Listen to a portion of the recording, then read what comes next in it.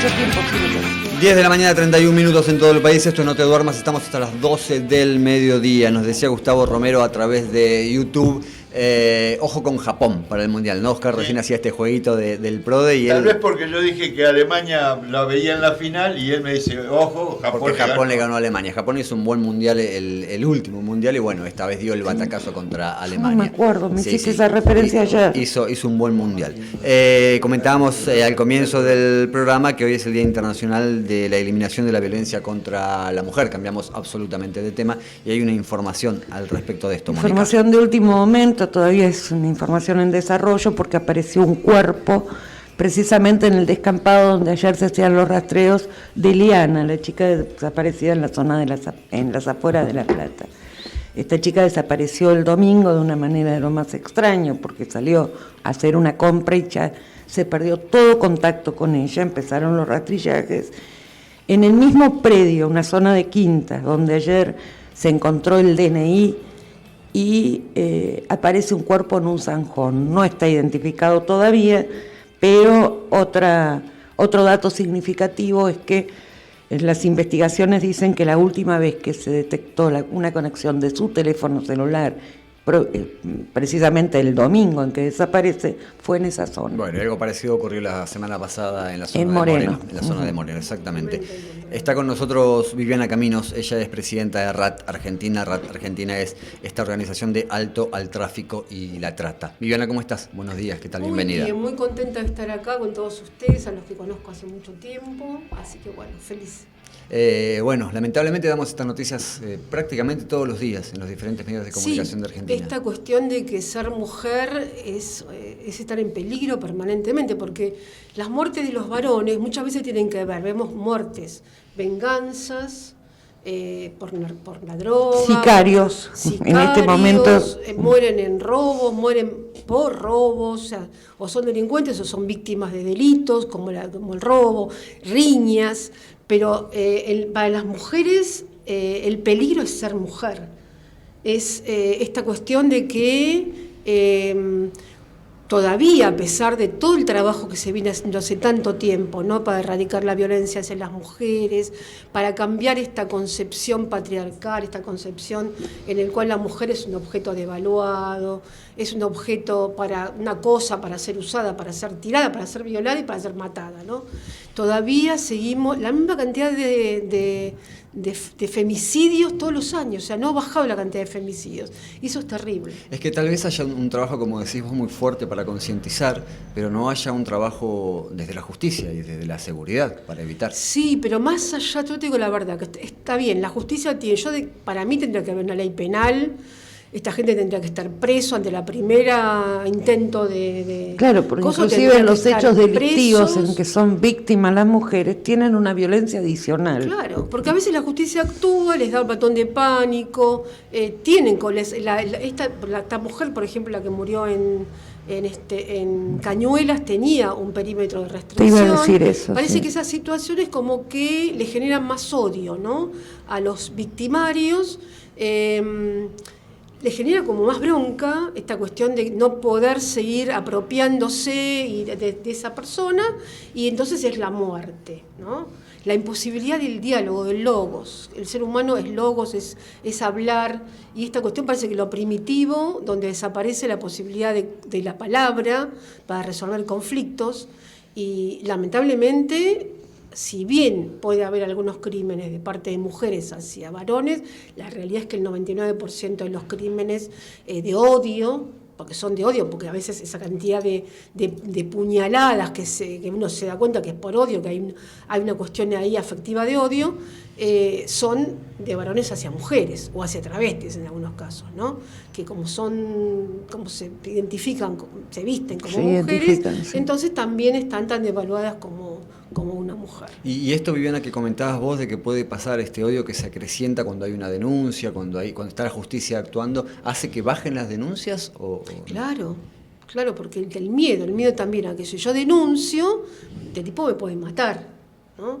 E incluso fíjense que yo me acuerdo del caso vi el caso de Cañuelas, porque la mujer hizo todo lo que tenía que hacer, denunció, pidió el perímetro, se alejó, se fue de la casa, y eso no le impidió terminar muerta. ¿no? Como también me acuerdo, y no pasa solamente en todas las clases, en las clases bajas o en las clases medias, vemos casos de gente de clase alta, ¿se acuerdan? No me acuerdo el caso. No me acuerdo el nombre, sí. En el country. Donde, y una cosa también que tiene que ver con esta cuestión de posesión, en este caso de lo económico también, la cuestión de perder algo, porque esta cuestión de patriarcado es un nombre que también tiene que ver con patrimonio, ¿no? Patriarcado, patrimonio, o sea, algo me pertenece la propiedad económica, pero también me pertenece como una propiedad económica la mujer y los hijos. Por supuesto, no vamos a generalizar, porque hoy tenemos muchísimos varones que tienen otra forma de... La mayoría de los varones no piensa así, pero todavía... ¿Estás segura de que pasa eso? ¿De que la mayoría de los varones no pensamos así? Lo que hay son micromachismos.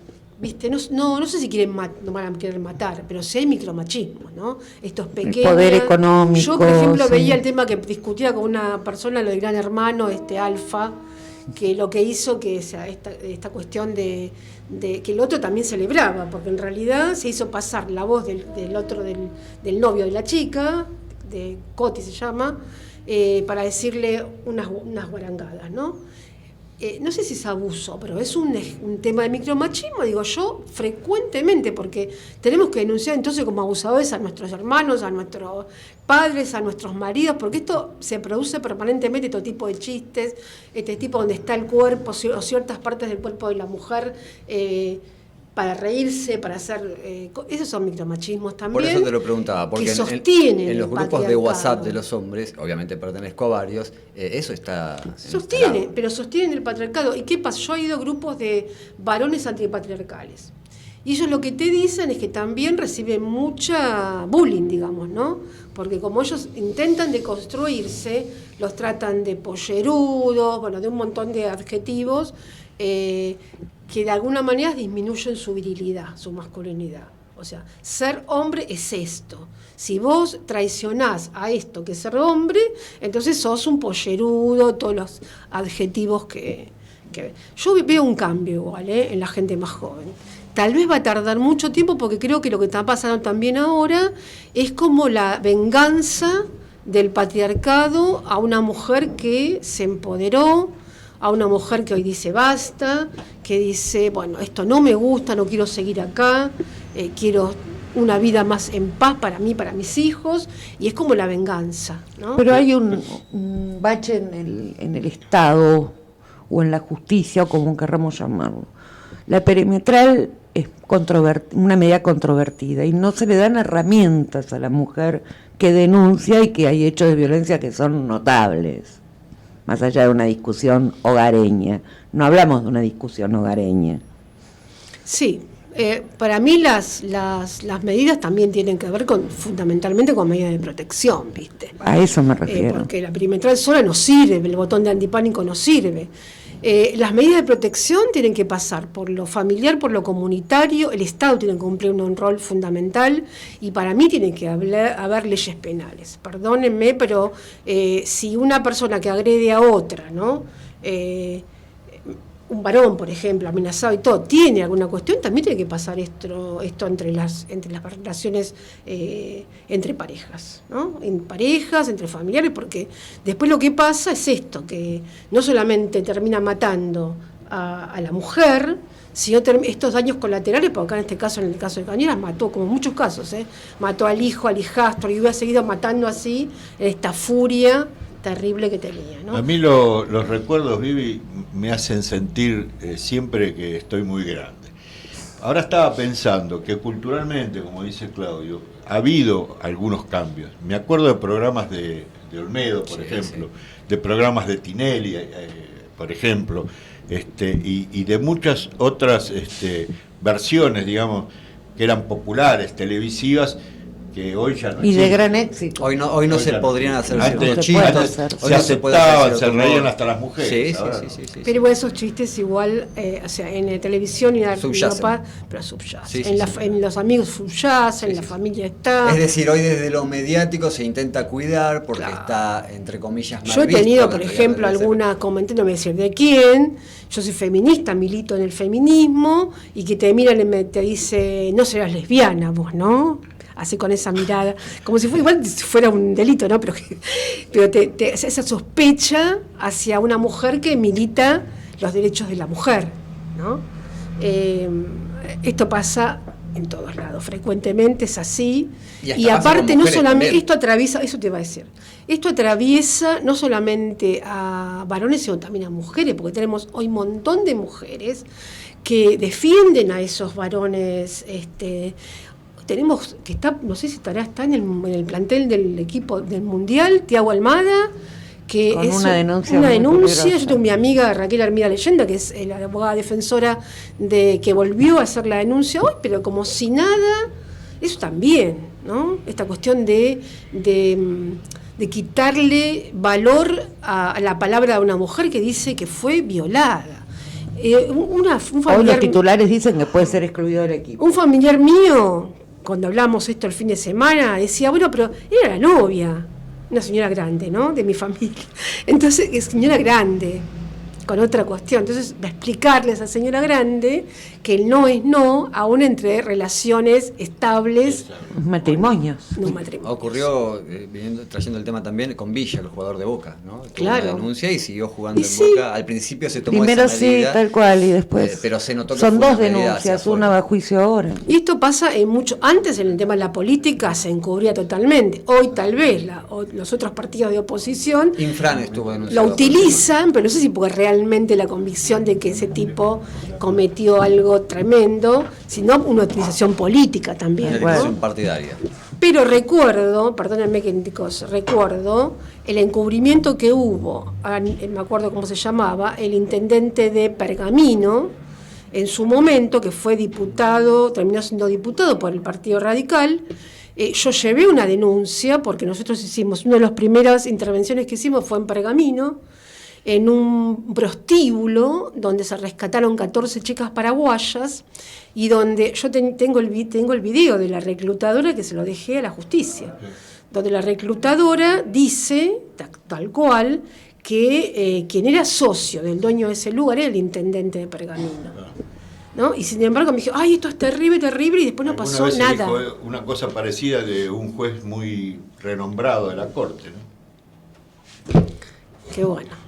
¿Y eso cómo está, Viviana, lo que tiene que ver con los lugares que reclutan mujeres? Y todavía sigue existiendo. Hubo un cambio. Yo me asombré mucho porque históricamente, en el tema sexual, la trata sexual, si vos te referís a eso, Sí. El 60% de las víctimas eran extranjeras, ¿no? Eran de Paraguay, República Dominicana. En los últimos datos que me presenta el Programa Nacional de Rescate, tenemos un 80% de argentinas, que tiene que ver con el COVID, que tiene que ver con las restricciones de traer y llevar personas entre países o entre provincias. Entonces también hay, por un lado, el 80% argentinas y por otro lado, de cercanías. Claro. Con lo cual acá en Buenos Aires, que tenemos el 50% de los rescates, son en chicas que vienen acá del conurbano, muchas son... Y por ahí digo una barbaridad, Viviana, y te pido disculpas si es así, pero ¿no tiene que ver también con la economía del país, con la crisis económica que tenemos? La economía del país, bueno, entonces hicimos en el 2020 un congreso internacional muy bueno, donde participaron muchísimos países, que eran sobre el COVID y el post-COVID y las consecuencias. Entonces decíamos, independientemente de que ya había crisis económica a nivel mundial, esto se profundiza con la pandemia. La pandemia profundiza la cuestión de un aumento de la pobreza, un aumento de la vulnerabilidad de esas personas, los desplazamientos hoy que hay también por la cuestión del cambio climático, un aumento de la falta de trabajo, que hace que las personas están desesperadas por poder llevar un trabajo y a veces, aún sabiendo que tal vez las condiciones son casi de explotación, después terminan capaz siendo trata, aceptan igual, y con una naturalización que existe hoy respecto a esto, ¿no? Porque parece que el mundo va encaminado hacia políticas de flexibilización laboral, donde esta flexibilización laboral va a terminar en una casi explotación y esclavitud. Después en la carnada, digamos, en justificando. Internet. Y aparte ofreciendo determinados trabajos con ventajas económicas importantes, y las chicas muchas veces se toman el avión y se van y después terminan encarceladas. Pero también yo voy a tener que hacer una cosa de este gobierno también, ¿no? De este gobierno. Yo lo voté, es mi gobierno. Por un lado, nosotros tenemos todo un plexo normativo que si bien no penaliza a las personas que ejercen la prostitución, no naturaliza la explotación sexual. La explotación sexual es un delito. Y por otro lado, vos ves reuniones que existen entre miembros del gobierno, fotos. Presentó, me acuerdo que en la época esta de los trabajos, bueno, no me acuerdo cómo se llama, el de un movimiento popular, bueno, ya no me acuerdo en este momento, presentó como un proyecto llamando trabajo, ¿no?, a la prostitución.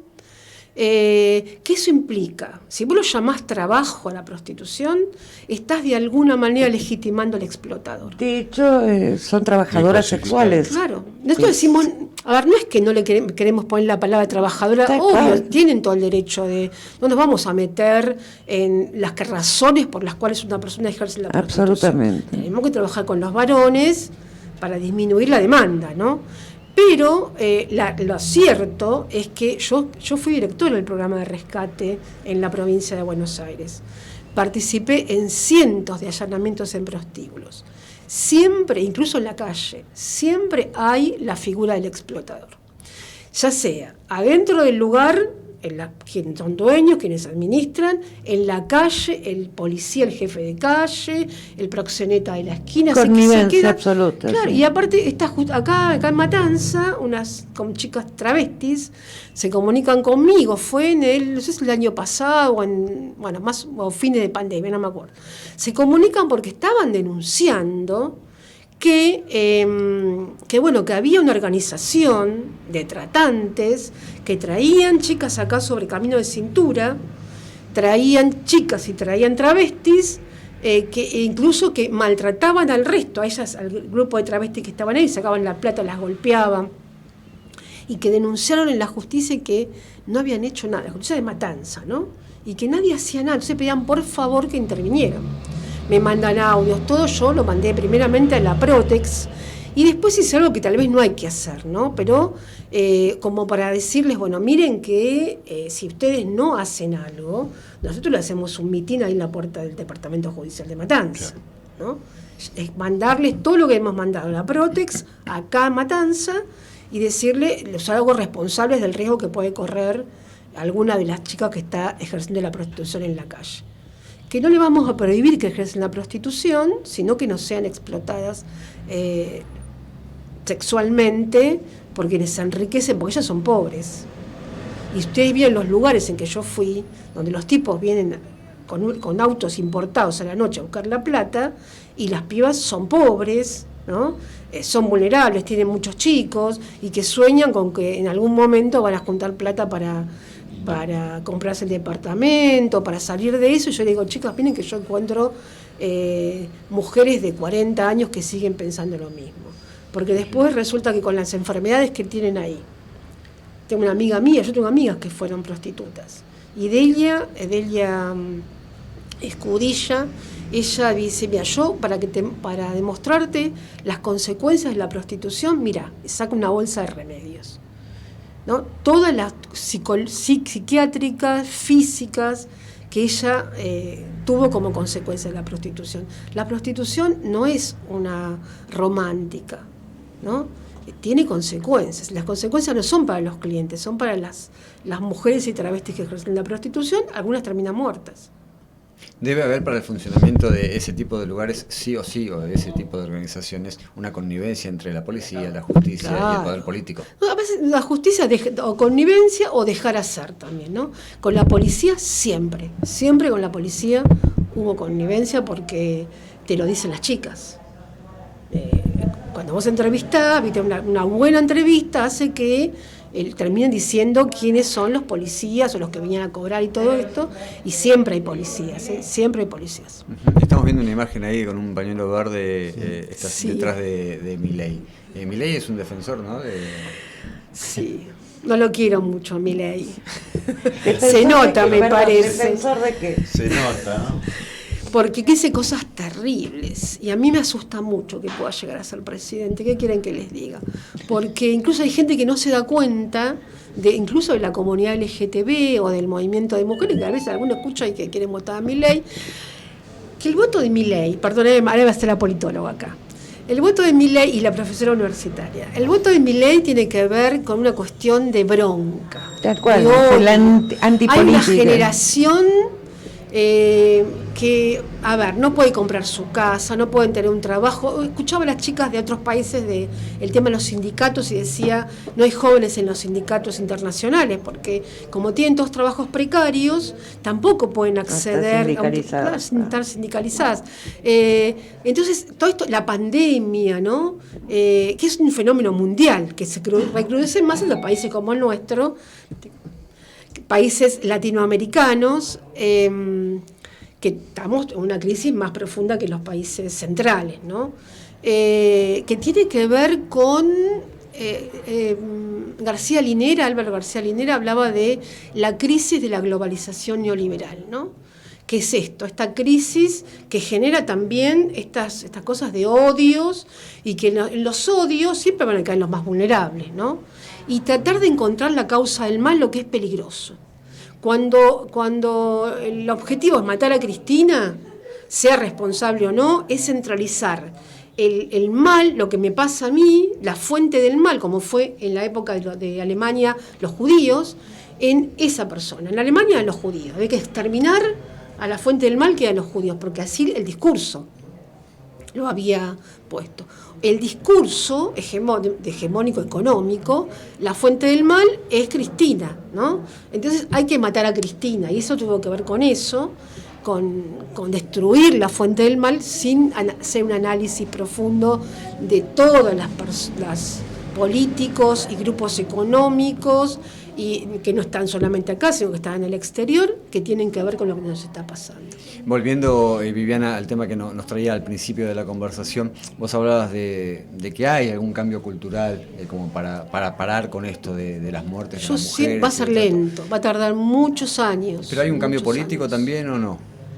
Y yo no sé si es un cambio real o es un cambio oportunista, claro. Porque hoy se sabe que tiene, excepto, Milei, que como es la antipolítica, también anti el discurso de lo políticamente correcto, ¿no?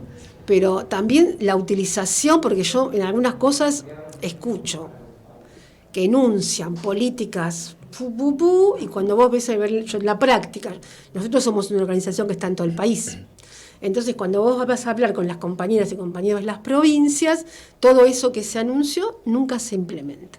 Entonces, esta distancia entre la justicia y los hechos, y entre las políticas públicas y los hechos. Ahora, en el tema comunicación, feministas, movimientos feministas, organizaciones, que de hecho las hay, me suena que el discurso, si bien entiendo hacia dónde apuntan, es antihombre. Entonces, eso provoca cierto rechazo.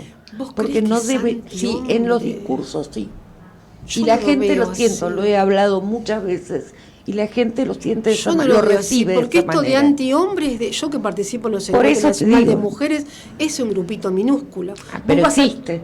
Sí, pero te digo, yo que participo siempre, vos tenés, 20.000 mujeres, y tenés 50 que son las que las cámaras apuntan, que son las que queman, las que hablan cosas, las que van a la iglesia, lo que queda, y el resto se corre. Lo que queda grabado en el imaginario colectivo es que las cámaras apuntan. Porque la comunicación busca el escándalo, busca escenificar lo que vende. Eso vende. Entonces, yo la otra vez en una charla que dio Mariana Carvajal, que se quejaba de algunas cuestiones de Página 12, ¿no?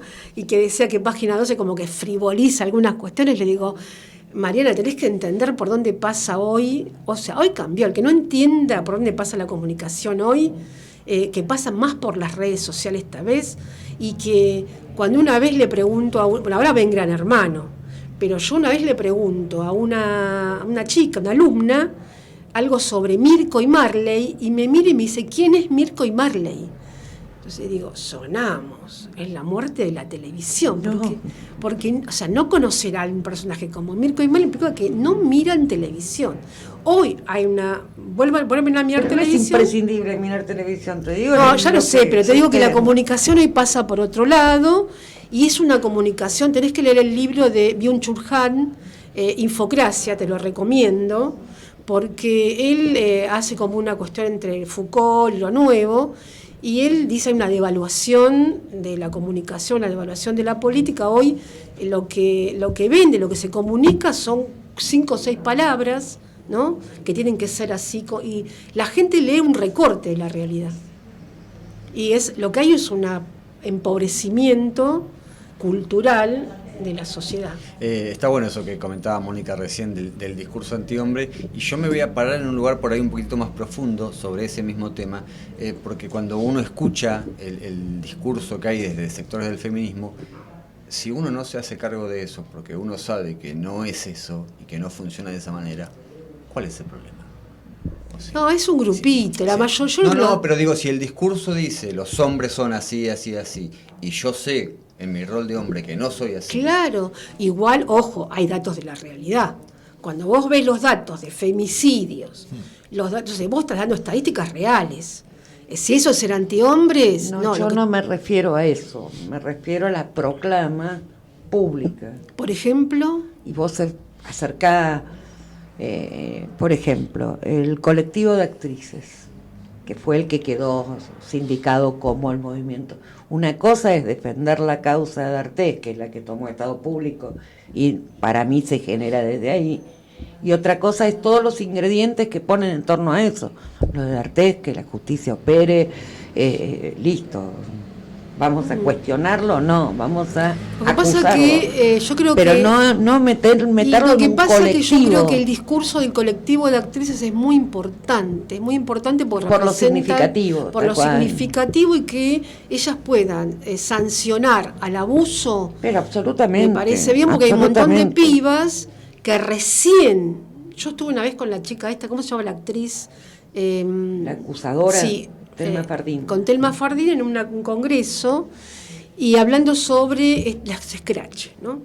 Las scratches que no están bien, pero a veces es la única forma que tiene una persona que sufrió un delito sexual de poder sanar de alguna manera, sacar afuera esto que tal vez ni siquiera pueda denunciarlo en la justicia porque la hace en bolsa. El poder hablar, porque antes se ocultaba todo, no se decía porque aparte otras mujeres también, no solamente varones, muchas mujeres cancelaban tu denuncia, tratándote de loca, de que mentirosa, de un montón de cuestiones. Entonces las mujeres ¿Qué mujeres cancelaban las denuncias? A mí me pasó a mí. Yo te voy a contar una historia mía. Yo me estuve casada con un hombre maravilloso. Ahora, si está escuchando, que lo sepa. Pero después... Que conocimos. Me separé por razones que sea y terminé lamentablemente, a pesar de que yo siempre digo, hay que perdonarse las mujeres empoderadas, que todos tenemos momentos de vulnerabilidad. Y terminé cayendo en una persona que trabajaba conmigo, estas causas de trata y todo eso, que era violento, un tipo violento. Que aparte me manipulaba permanentemente, era un manipulador, es un psicópata, ¿no? Pero que cuando finalmente llegó el epílogo a esas situaciones de violencia, que fue golpearme físicamente, otras personas alrededor de él empezó a hacer como un coso, y las mujeres fueron las que me cancelaron. Yo en ese momento no denuncié, porque dice, ¿por qué no denunciaste? Porque en ese momento, si yo denunciaba, siendo una militante política y social, la que hubiera pagado las consecuencias hubiera sido yo. Fui muy inteligente en su momento. Lo que hice fue correrme de esa relación, tratar de lo posible de ver de qué manera me podía correr, pero fueron mujeres que después me pidieron perdón, porque claro, yo siempre decía, yo me callo, esto se va a volver a repetir. Entonces después vinieron a pedirme disculpas, pero fueron mujeres. De hecho, en una época no tan lejana, la denuncia no era frecuente. No. Si la mujer tenía herramientas propias para hacer lo que estás diciendo, correrse y callarse, se salvaba del golpe. Ahí sí. Pero el callarse también implica que otra mujer... Tal cual. O cuestionen, ¿qué estás haciendo? Hay Es hasta un gran situaciones tipo. en que la mujer no denuncia porque piensa que No la propia había denuncia, en familia aquella época no se denunciaba. piensa que la propia familia no le va a creer, ¿no? Y cuando Claro. digo la familia, digo la madre. Y cuando te pesar corres, de la tener propia familia no mujeres. te cree. Por eso Claro, digo, o a eso me de refiero. trate de defenderlo porque bueno, es más importante la familia, es más importante En los muchos hijos. casos ni en la comisaría te tomaban esa denuncia. Claro, Años se atrás. ocurría eso. ocurría Yo eso. acompañé a una amiga, socióloga también conocida en la política, esa amiga mía, que el marido la denunciaba de muerte. Nos pasa a todas, ¿eh? No te pasan solamente a las no empoderadas, ¿viste? La amenazaba de muerte. La amenazaba de muerte, entonces yo la acompaño a hacer la denuncia, que cuando estaba en Mombú. Y era, o sea, fue una cosa, sí que estaba yo ahí, ¿viste? Pero era una cosa terrible. Era la un entrevista. acoso, Un acoso, tal cual. fue tal cual. Viviana, gracias por haber venido. No, gracias a ustedes por invitarme. Bueno, siempre es un gusto acá conversar con Oscar. Viviana Como lo Caminos habíamos estuvo aquí con nosotros, presidenta de RAT Argentina. Tenemos tanda atrasada y venimos con la segunda hora del programa.